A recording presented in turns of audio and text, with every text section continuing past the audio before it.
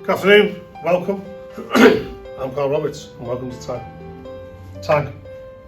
Together Agree. Team, let's get talking and let's keep talking. Before we move on, we spoke about the 5 steps to wellbeing in the previous YouTube clips. Remember, connecting with others, talking, whether we pick up the phone or just having a conversation, taking the time. No one has to suffer alone. It's good to talk, be active, a new skill, a new hobby, exercise, releasing them endorphins, getting a good diet, learning a new skill, whether that be reading, writing, new skill in work, new skill in college or school, whatever that may be, or in the household. Again, give to others your time, your patience, just a good chat, or even something materialistic. Be mindful of yourself, your environment, the way you think, feel and act. Stay in tune, stay dialed in, remain in the present. Okay, what we're going to talk about today then is we're going to talk about PTSD, post-traumatic stress disorder. So what is it? It's an anxiety disorder. Okay, we ask ourselves, post-traumatic stress disorder, how would we get that? Well, it's in a situation where something has been stressful, quite disturbing and frightening. Something like a car crash, military combat, or a traumatic birth, something out of the normal that was really not nice and we didn't like the experience. It was intense, it was stressful, it was frightening. You didn't like what you're seeing, it was disturbing. So we ask ourselves then, what type of incidents or situations that we may find ourselves in or somebody else, take into consideration our buddy, and what sort of incidents we may encounter that may allow symptoms to progress to PTSD. We've got the road traffic accident, an RTA. Clearly, if vehicles are crashing together at different or large or slow speeds, accidents happen. It's not going to be a pleasant sight.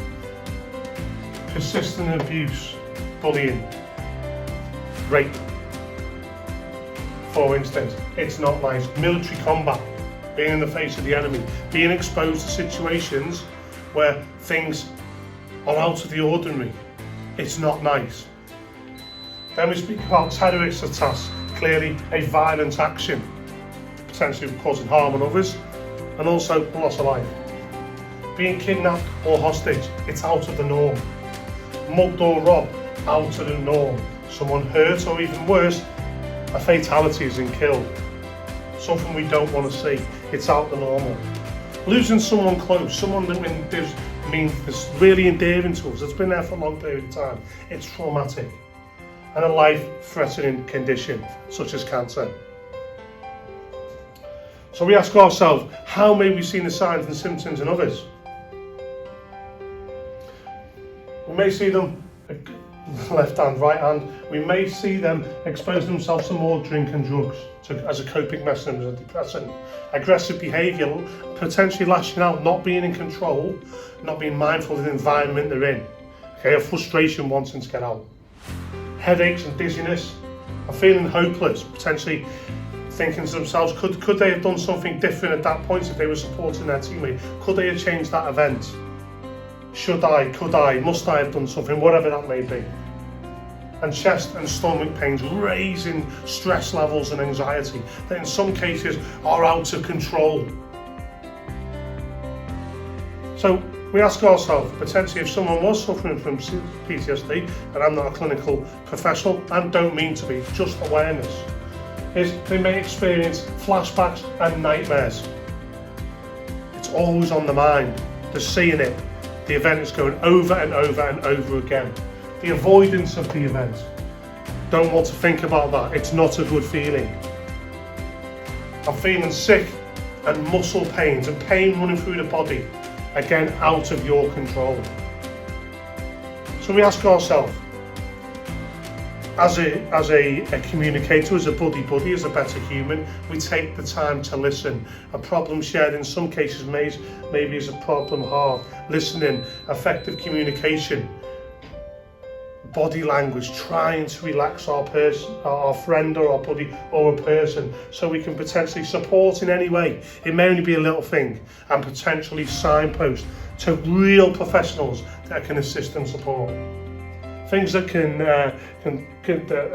somebody might be able to assist and support with, that will be antidepressants, cognitive behaviour therapy by a trained professional, group therapy, everybody talking together about an experience. We wouldn't want to be in a situation where we're talking as a group and potentially not been in that environment, and we could sort of be aggressive to each other and say, well, what do you know? You weren't there, you didn't feel that. And also your local GP, a trained professional that can support you. It's not going to be a quick win. It could be a slow, very, very slow process team. But the journey, the pathway is guiding out of that situation. Okay team, some good organisations. If you think yourself and others may be in a situation that will struggle a little bit, then we need support. Combat Stress Samaritans, NHS Choices and Victim Support. Remember team, talk, share and listen. Tag. Together a group. Let's keep talking and support others. Remember, we act as one, we work as one, and we succeed as one. Thank you for listening.